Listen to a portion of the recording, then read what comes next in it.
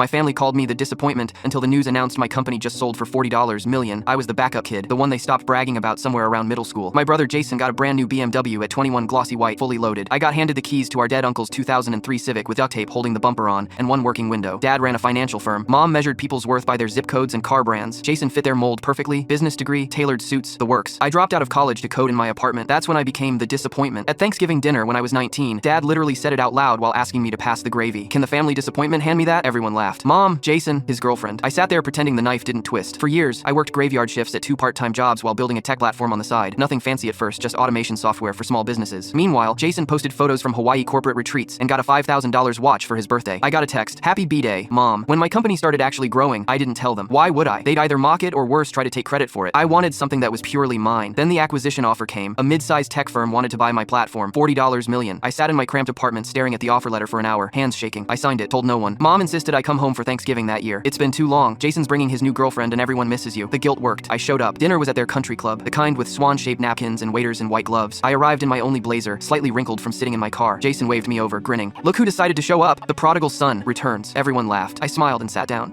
The interrogation started immediately. Dad asked Jason about quarterly performance. Mom complimented his girlfriend's elegant taste in jewelry. Then the spotlight turned. "So Craig, what are you doing these days?" "Still working on tech projects," I said simply. Dad raised an eyebrow. "Tech projects? So no real job yet?" Jason laughed. "He's an entrepreneur, Dad. That's what they call it now when you don't have a paycheck." The table chuckled. I forced a smile and said nothing. Dinner dragged on. More wine, more digs disguised as jokes. Then came Jason's toast. He stood, glass raised high, voice carrying to nearby tables. "Here's to family. And to my brother Craig, maybe someday you'll catch up." Laughter rippled around the table. I just looked at him and smiled. A real smile this time. Because 15 minutes later, as dessert arrived, the giant TV above the bar flickered. Sports cut to breaking news. Local tech startup acquired for $40 million, the anchor said. Founded by Craig Lawson of Circuit Tech. The table went dead silent. Dad froze mid-sip. Mom's smile cracked. Jason turned toward the screen, his face draining of color. Then he looked back at me, voice barely a whisper. "Wait, that's your company?" I nodded once. Dad's phone started buzzing on the table. He grabbed it, glanced at the screen, and his expression went blank. Mom finally found her voice. "Craig, why didn't you tell us?" Her tone wasn't proud. It was sharp, almost angry. "You never asked," I said quietly. Jason's girlfriend pointed at the TV. "Craig, you're that Craig Lawson? You founded Circuit?" "Yeah," I said. "Started small, took a few years, but it worked out." Dad leaned back, eyes narrowing. "Worked out? You made a deal behind our backs and didn't think your family deserved to know?" "It wasn't behind anyone's back," I said. "I just didn't think it mattered to you. You've all made it pretty clear I'm the black sheep." Mom gasped. "Don't be dramatic, Craig." We left shortly after. No one finished dessert. The next morning, Dad called. "My office, 10 sharp. We need to talk." When I arrived, he was already seated, papers spread across his desk. "Sit," he said. Saturday. He slid a folder toward me. "We can bring your company under the firm's umbrella. Merge operations. Position it as a family success story. Makes sense for everyone." I stared at the folder. "You want to take credit? Don't be childish," he said. "It's business. You could use guidance. Jason could be a real asset to your company." There it was. "Thanks," I said, standing. "But I'm good on my own." His voice hardened. "Don't be foolish, Craig. You've had failures. You lack discipline. Let us help." I left without another word. The federal investigation started without me doing anything. Fraud, tax evasion, obstruction. Jason turned on Dad immediately to save himself. Mom sold the house and disappeared. Dad got 12 years.